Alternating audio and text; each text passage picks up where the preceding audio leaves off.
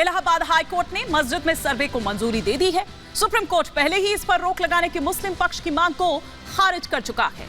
Court ने यहां ठीक उसी तरह सर्वे को मंजूरी दी है जिस तरह ज्ञानवापी मस्जिद का सर्वे किया गया। मथुरा की शाही ईदगाह मस्जिद पर यह दावा है कि यहां कभी हिंदू मंदिर हुआ करता था।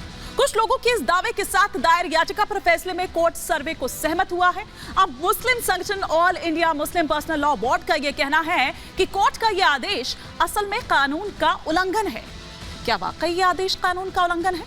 मुस्लिम पक्ष आखिर सर्वे से क्यों डर रहा है और क्यों हर बार सर्वे की बात आती है? इसी तरह से हमने ज्ञानवापी पर भी देखा था, इसी तरह का हो हंगामा तब भी किया गया था। अब एक बार फिर से वही तमाम चीजें की जा रही है मुस्लिम पक्ष की ओर से। आखिर क्यों, किस बात का डर है? आज इसी पर कर रही हूं 5 का प्रहार। और इससे पहले कि आगे बढ़े, आपको सिलसिलेवार तरीके से हम ये बता देते हैं कि मथुरा विवाद दरअसल है क्या और क्यों इसे लेकर इतना हो हल्ला मचा हुआ है। ग्राफिक्स के माध्यम से हम आपको उस विवाद को सिलसिलेवार तरीके से बताते हैं कि क्या दरअसल ये पूरा विवाद है, कब से दरअसल ये विवाद शुरू हुआ है।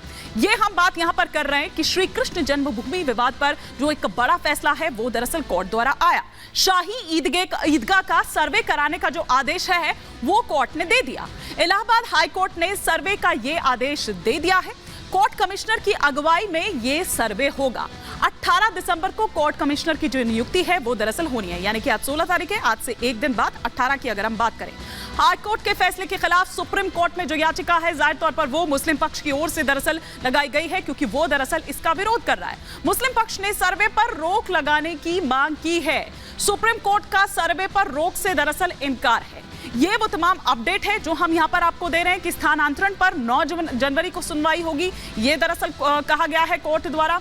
और वहीं कितना एकड़ का ये पूरा मामला अगर हम यहां पर देखें, जिसमें मालिकाना हक की अगर बात की जाए, जो टाइटल है वो दरअसल हिंदू पक्ष ये कहता है कि भैया कब्जा इसका उनके पास है, लेकिन टाइटल की जहां तक बात की जाए तो टाइटल तो हमारे पास है, मतलब जो मालिकाना हक है वो तो हमारे पास है। अब क्या कहता है 1968 का वो समझौता जो दरअसल बार बार जिसका जिक्र किया जा रहा है। मंदिर ट्रस्ट ने मुस्लिम पक्ष के बीच एक समझौता जो है वो करवाया था। मंदिर की 13.37 एकड़ जमीन का बंटवारा किया गया था। यही वो मालिकाना हक और कब्जे की जो बात यहां पर हो रही है। श्री कृष्ण जन्मभूमि को मिली थी 11 एकड़ जमीन।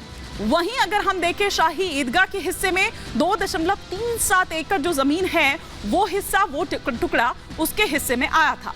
मुस्लिम पक्ष ने मंदिर परिसर फिर उसके बाद खाली किया गया था उस मंदिर परिसर को। यहाँ